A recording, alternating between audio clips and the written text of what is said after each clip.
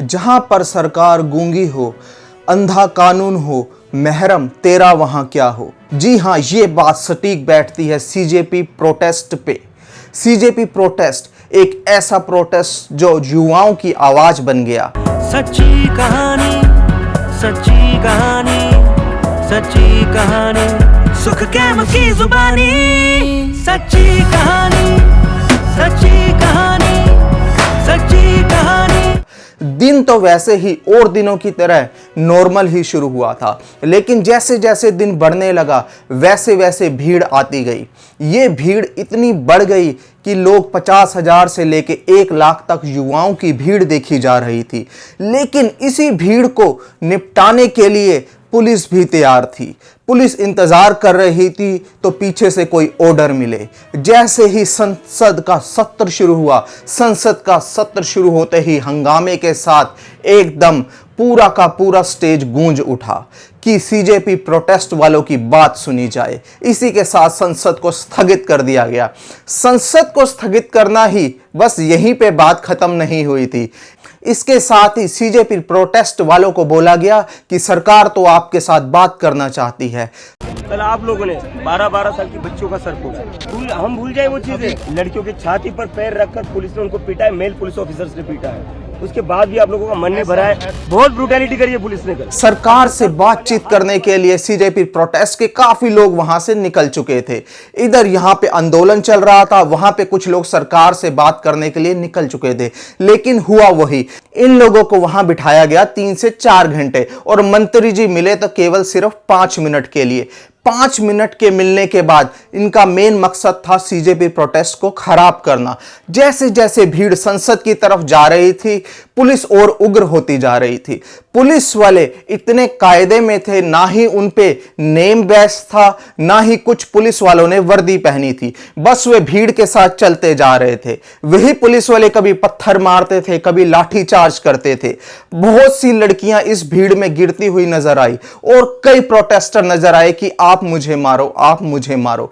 जहां यह सरकार एकदम बहरी होकर बैठी थी, वहीं जहां पर पता चला कि हजूम संसद की तरफ आ रहा है, प्रधानमंत्री जी ने अपनी गाड़ी स्टार्ट की और वहां से निकल लिए। गाड़ी निकलने के बाद सरपंच जी तो गांव छोड़कर चले गए, लेकिन अब इस गांव को कौन संभाले?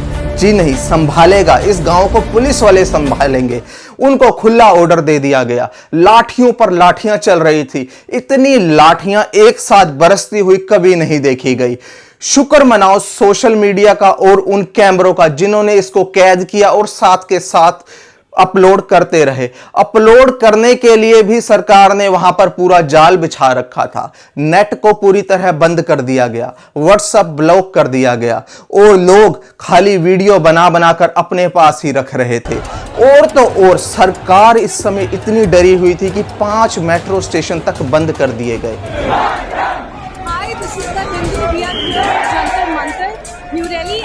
जहां पुलिस वालों ने अपने नेम बैच हटा रखे थे, वहीं पर पुलिस वाले रात के समय आए और उन्होंने कहा कि हमने तो मर्यादा बनाने में कोई कसर नहीं छोड़ी, हमने तो पूरी मर्यादा बना के रखी। और यहां तक कि कुछ पुलिस वालों ने सिर पर पट्टियां बांध ली और हाथ पर पट्टियां बांधकर वहां पर घूमने लगे कि जैसे कि सारी सिंपैथी इन्हीं को मिलेगी। आज के दिन जंतर मंतर खड़ी हैं तो पुलिस की 2 गाड़ियां टूटी हुई, वो भी दिखाने के लिए कि कितना काला दिन था कि इतिहास में इतने हजारों अनपढ़ गवार लोग आए थे और इन्होंने हमारी गाड़ियां तोड़ दी। क्योंकि सरकार ये बहरी है, ये कुछ सुनना नहीं चाहती। सरकार के बहरेपन के साथ ही इस बात का पता चलता है कि इस देश में युवाओं की क्या कीमत है। जिस देश में खुद युवाओं को बोला जाता है कि आप अच्छे देश में जाकर नौकरी करिए, अच्छे देश में जाकर आप पढ़े लिखिए, और यहां पर बिल्कुल भी कोई वैल्यू नहीं है। 21 लोग मरे, क्या हुआ? अगर 21,000 भी मर जाएंगे इनको कोई फर्क नहीं पड़ने वाला। कोई जिम्मेदारी लेने के लिए तैयार नहीं, अकाउंटेबिलिटी किसी। इसी बीच प्रोटेस्ट में कुछ ऐसे भी लोग थे जो पुलिस की भर्ती की तैयारी कर रहे थे। उनके मुंह से कहते हुए सुना गया, राम राम, ऐसी पुलिस दोबारा ना आए और ना ही हम कभी इस पुलिस में भर्ती होंगे। क्योंकि गूंगे बहरों की सरकार में यह पुलिस भूल गई कि हमारे भी कभी बच्चे हैं और उन बच्चों के साथ भी ये होगा। पढ़े लिखे होते तो बात बहुत अच्छे से समझ आती, गवारों को ये बात कहां ही समझ आती है। धन्यवाद। ये थे सुखैम के साथ आपकी आज की स्टोरी। ट्रू स्टोरी चैनल्स को सब्सक्राइब करें, आप हमारे साथ जुड़े रहें, जो भी नई अपडेट होगी हम आपको देते रहेंगे। धन्यवाद।